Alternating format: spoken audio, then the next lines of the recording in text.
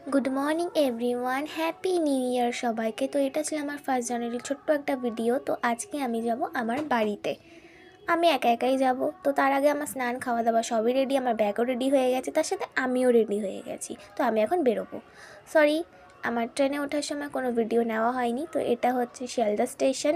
আমি এখন অপেক্ষা করছি যে আমার ট্রেন কখন আসবে। আমি নেমেও গেছি। এটা হচ্ছে কল্যাণপুর স্টেশন। ট্রেনে উঠে আমার কোনো ভিডিও নেওয়া হয়নি, কারণ ট্রেনে ছিল প্রচণ্ড ভিড়। এখন আমি হাঁটতে হাঁটতে একা একা যাবো আমার বাড়িতে।